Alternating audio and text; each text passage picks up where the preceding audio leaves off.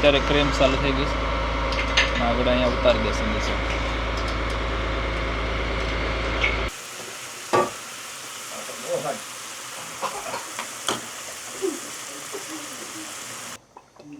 તો હવે આપણે નાખવાનું છે મશરૂમમાં. તો આપણે હાફ મશરૂમમાં આગળ પાઇપમાં વાયર ભરાઈ ગયો હતો કેબલ ઉપર, તો માંડ માંડ કાઢ્યું ને અત્યારે જો ત્યાં લઈ.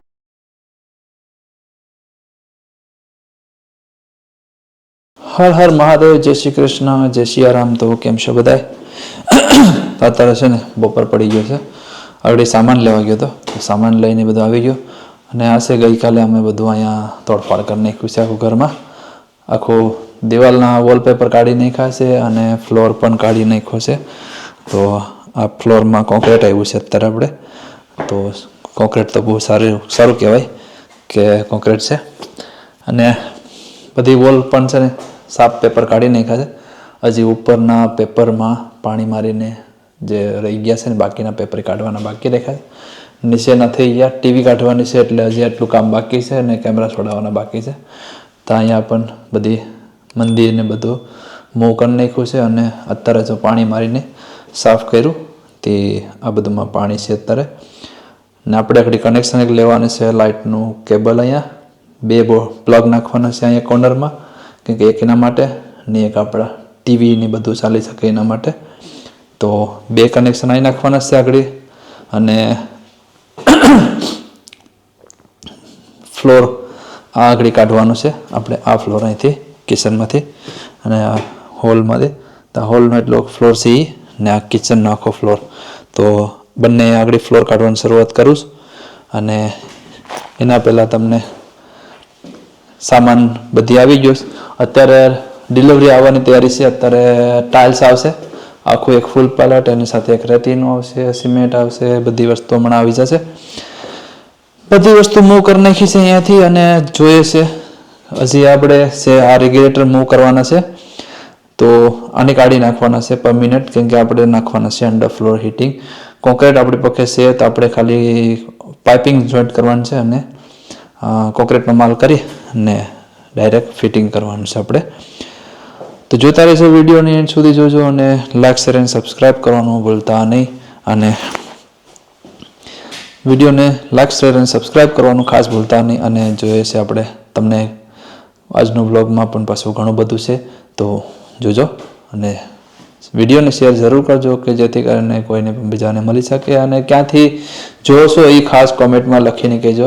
અને રાધે રાધે એકવાર ફરીથી જય શ્રી કૃષ્ણ બધાને. તો હર હર મહાદેવ. આપણે પાસે છે ને ડિલિવરી આવી ગઈ છે. અત્યારે તમે જો અહીંયા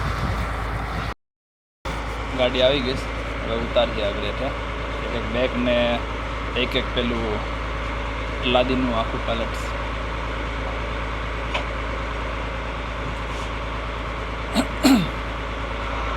અત્યારે ક્રેમ ચાલુ થઈ ગઈ છે આગળ અહીંયા ઉતારી દેશે નીચે.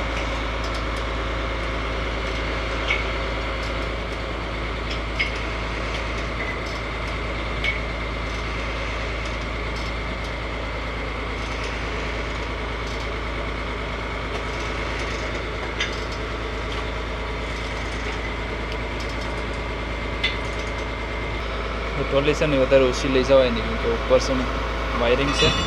તો નીચે ડોર ખોલી ને લઈ આવ્યો અહીંયા આગળ રાખી દે. તો કેરફુલ અત્યારે બહુ છે સેફટી, કેબલ બહુ નીચે છે.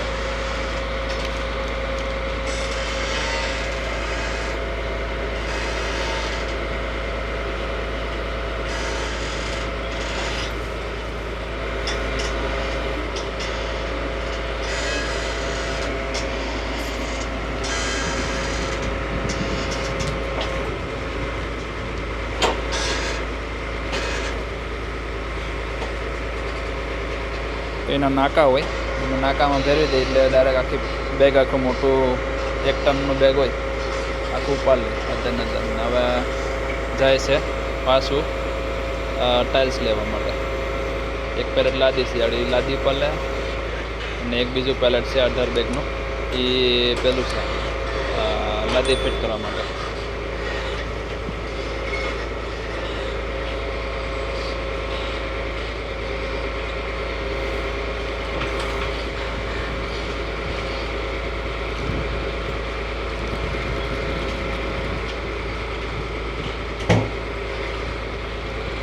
આજનું વેધર પણ બહુ ખરાબ છે, પવન ને બધી બહુ છે ને એકદમ વરસાદ જેવું ને ઠંડુ ઠંડુ છે. તો આપણા 2 દિવસમાં હજી કરવાનું કામ બહુ હાર્ડ છે, જેથી ફ્લોર આરામથી બની જાય, રેડી સુકાઈ જાય ને બધું થઈ જાય કામ.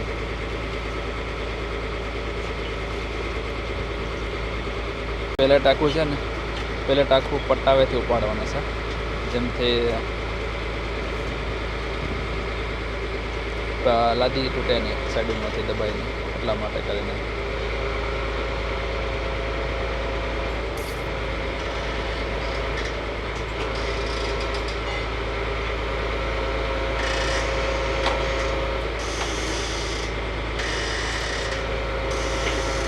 ડરતો પણ નહીં ભાઈ, તો કેમ કે આખું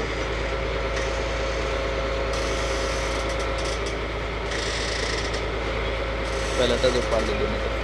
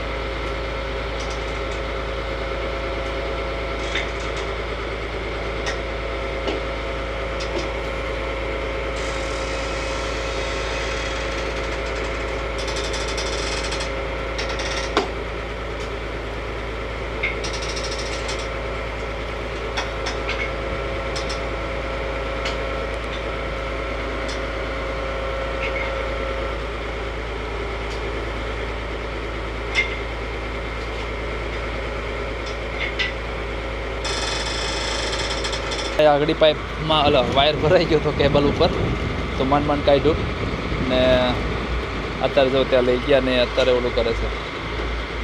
બીજું એક પેલેટ બાકી છે, તો હવે લઈ લઈએ આગળ ફટાફટ. કેમ કે અહીંયા વચ્ચેથી બેન્ડ વધારે કરી દીધું એટલે ઉપર અડી ગયું. હવે નીચે કરે પાછું સ્ટ્રેટ કરી દઈએ તો અડે નહીં.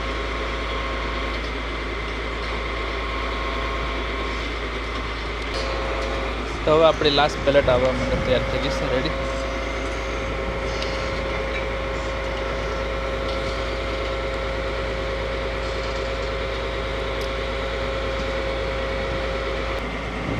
તો ડિલિવરી ઉતરી ગઈ છે અને ડ્રાઈવર ફોટો પાડે છે કે મેં માલ ઉતારી લીધો છે.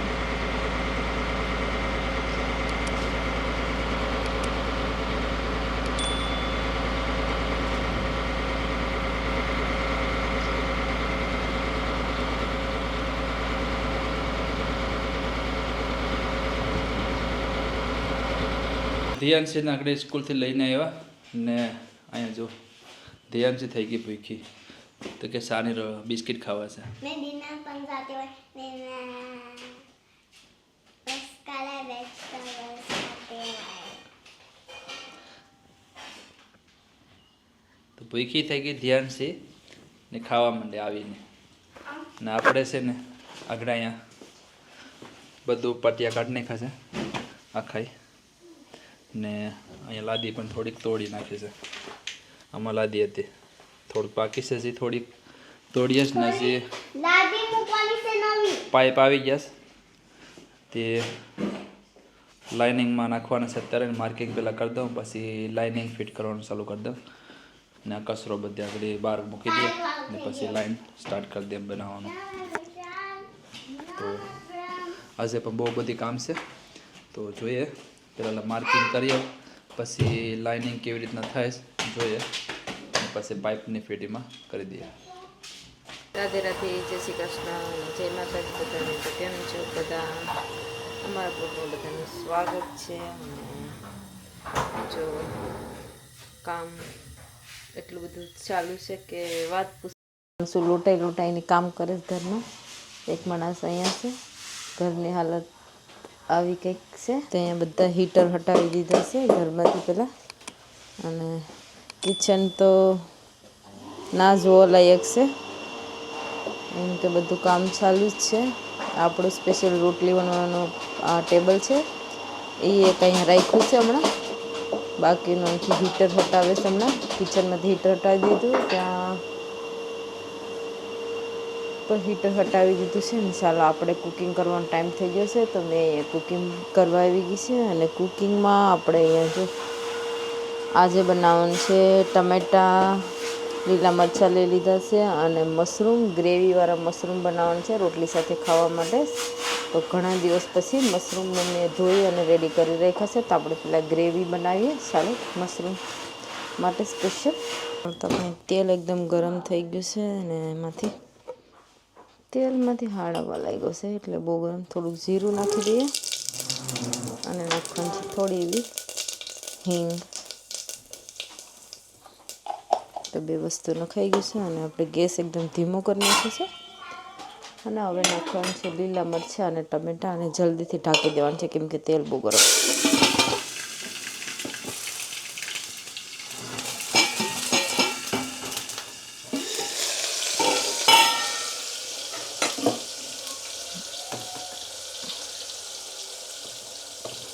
ચાલો તો બધા જ ટમેટાં નાખી દઈએ ગ્રેવી બનાવવા માટે.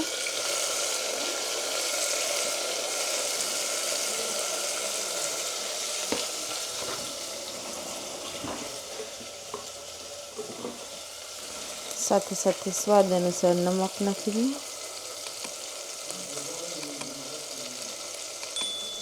તો આપણે આમાં કાજુ નાખી દીધા છે અને એમાં લીલા મરચાં પણ નાખ્યા છે. તો હવે આપણે નાખવાનું છે અહીંયા લાલ મસાલો.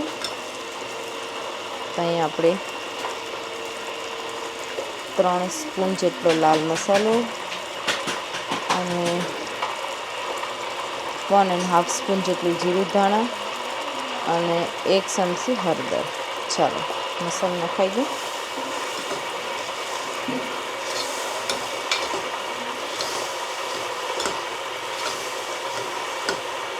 આપણે લઈ લીધા છે બાસમતી રાઈસ. બાસમતી રાઈસ એટલે કે મુસ્તફાના છે. તો આપણે તેને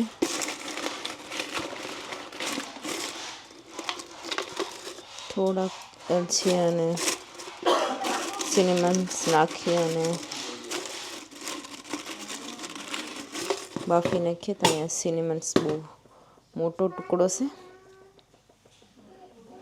ચાલો તો હવે મેં રાઈસમાં અહીંયા નમક પણ નાખું છું. 2 ચમચીથી ઉપર નાખું છું કેમ કે મને રાઈસમાંથી પાણી બહાર કાઢવાનું છે. અને સાથે સાથે હવે ગરમ પાણી નાખી દઈએ જેટલા આપણે રાઈસ હાફ કૂક કરવાના છે. અને થોડું એવું તેલ એટલે કે છૂટા રહે. ચાલો બધું નાખી અને રેડી થઈ ગયું છે. તો બાફવા મૂકી દઈએ ગેસ પર. આપણે એકવાર કાજુ અને ગ્રેવીવાળો મસાલાને પણ ચેક કરી લઈએ. મસ્ત કૂક થઈ ગયું છે પણ હજી 2 થી 3 મિનિટ માટે રહેવા દઈએ.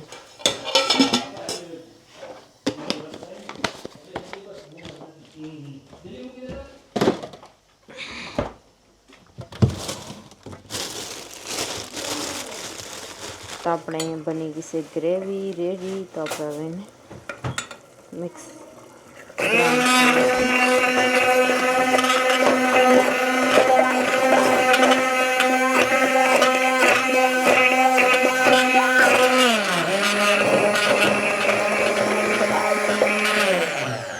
થોડુંક ગરમ પાણી નાખી દઈએ.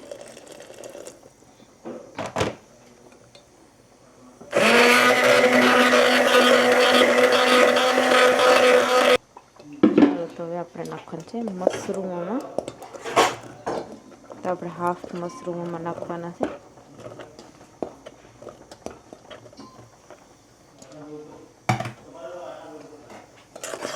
મિક્સ કરી દઈએ અને થોડુંક ગેસ ફાસ્ટ કરી દઈએ.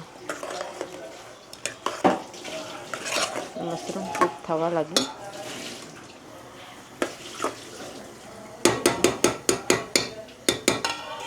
આપણે અહીંયા બનાવવાનું છે chilli lemon mushroom with rice.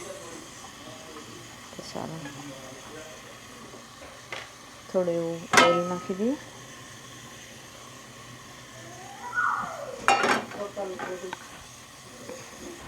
ફ્રીઝરમાં થોડુંક આપણે નાખી લેમન જ્યુસ.